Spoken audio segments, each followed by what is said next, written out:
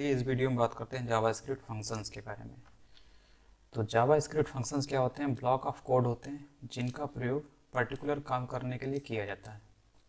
और इसको एग्जीक्यूट कब किया जाता है फंक्शन को? जब हम इसको फंक्शन को कॉल करते हैं या इसको इन्वोक करते हैं। फंक्शन जो होता है, अब ये यहाँ पर बोल रहा है सिंटेक्स। सिंटेक्स कैसा होता है? सबसे पहले आपको फंक्शन कीवर्ड लिखना होता है, ये मस्ट है। और उसके बाद ये आप अपने तरीके से फंक्शन का नाम दे सकते हैं। और उसके बाद पैरेंथेसिस के अंदर आपको पैरामीटर्स के नेम देने होते हैं। पैरामीटर को लिखने का वही तरीका होता है जो रूल रेगुलेशन वेरिएबल को लिखने में होता है।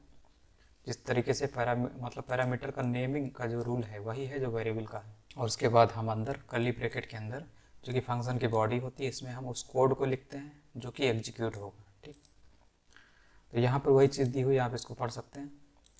और उसके बाद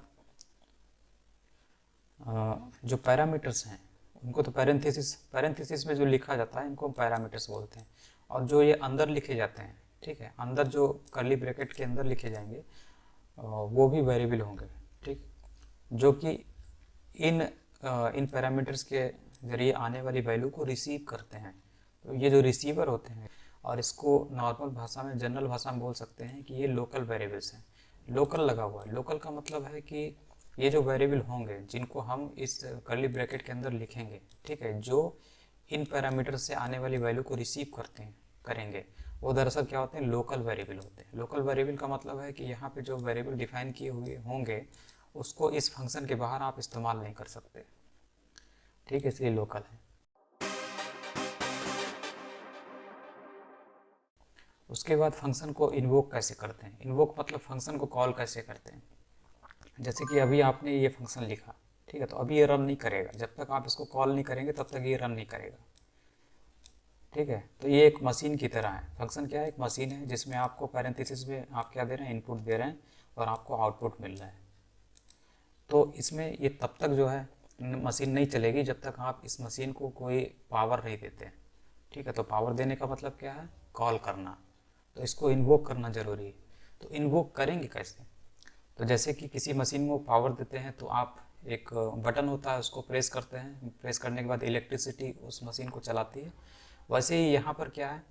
3 तरीके हैं इस फंक्शन को इन्वोक करने के, कॉल करने के। एक है कि इवेंट जनरेट हो। ठीक है, इवेंट कैसे जनरेट होता है? जैसे कि किसी बटन पे हम माउस पॉइंटर से क्लिक करते हैं तो वो जो क्लिक होता है वो इवेंट जनरेट करता है। और अगर इस इवेंट से कोई फंक्शन की कॉल अटैच है, यानी किसी फंक्शन को इस इवेंट से जोड़ दिया गया है, तो इवेंट जनरेट होते ही इस फंक्शन की कॉलिंग हो जाएगी। दूसरा तरीका है कि जावा स्क्रिप्ट के जरिए हम फंक्शन को कॉल कर सकते हैं। तीसरा तरीका है कि ऑटोमेटिकली फंक्शन को कॉल किया जाता है, ऑटोमेटिकली सेल्फ इन्वोक्ड होता है, सेल्फ कॉलिंग उसकी होती है। तो ये 3 तरीके थे जिस तरीके से हम फंक्शन को कॉल करते हैं। फंक्शन का रिटर्न मतलब होता है जो भी फंक्शन में एग्जीक्यूट होने के बाद जो आउटपुट है उसको जो कॉलर है जिसने फंक्शन को कॉल किया है वो वापस चाहता है उस फंक्शन से बने हुए आउटपुट को, तो वो उस फंक्शन के अंदर रिटर्न कीवर्ड डाल देता है। जैसे कि यहाँ पर देखिए, ये फंक्शन की कॉलिंग है, इस तरीके से फंक्शन को कॉल किया जाता है। इसमें फंक्शन का नाम जो है यहाँ पर सेम होना चाहिए। ठीक है, और पैरेंथेसिस में जितने भी यहाँ पर आपके ये हैं पैरामीटर है उतनी ही यहाँ पर वैल्यू होनी चाहिए। ठीक, तो इसको बोलते हैं फंक्शन की कॉलिंग। इसके लास्ट में आपको ये सेमी कॉलन भी देना होता है। ठीक, तो ये फंक्शन की कॉलिंग हो रही है। इससे क्या होता है? कंट्रोल हमारा इसको एग्जीक्यूट करता है। ठीक, एग्जीक्यूट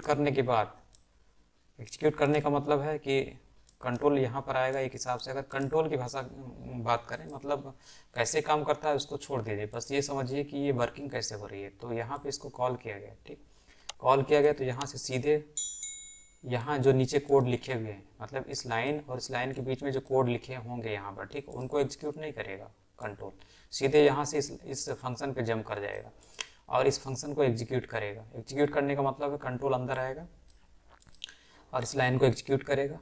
ठीक है, और आपने 4 और 3 यहाँ पे डाला है तो ए की वैल्यू क्या हो गई? 4 हो गई, और बी की वैल्यू क्या हो गई?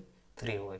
दोनों मल्टीप्लिकेशन होगा, आउटपुट आएगा 12, और 12 को रिटर्न लिखा हुआ, यानी कि ये 12 रिटर्न हो जाएगा। कहाँ पे रिटर्न हो जाएगा?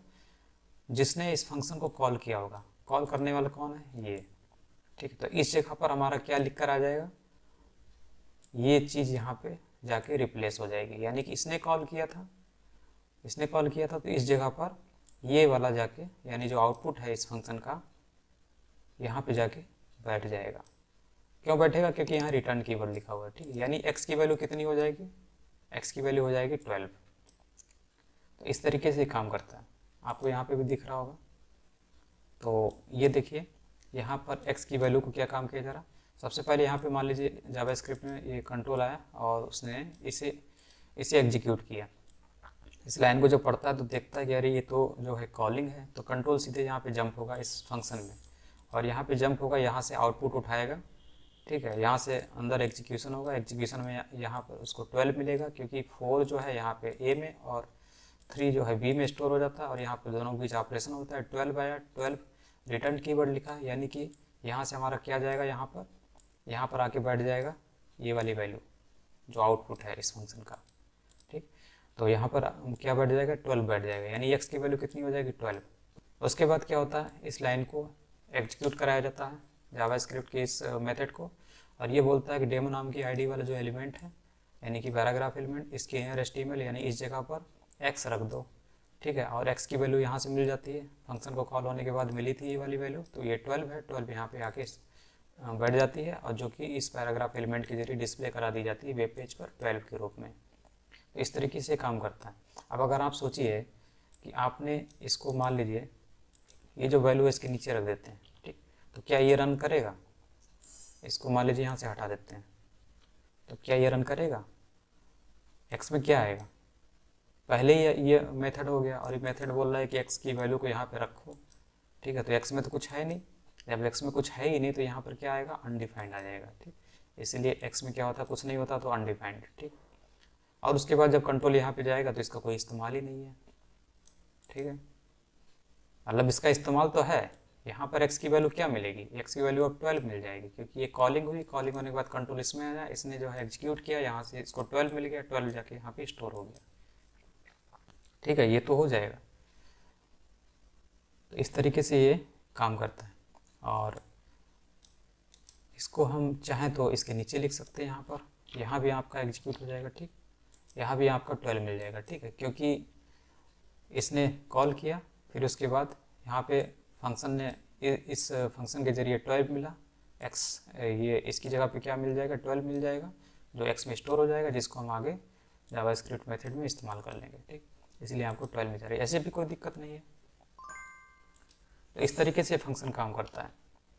अब इसके बाद अगले वीडियो में बात करेंगे कि फंक्शन का इस्तेमाल करते क्यों हैं।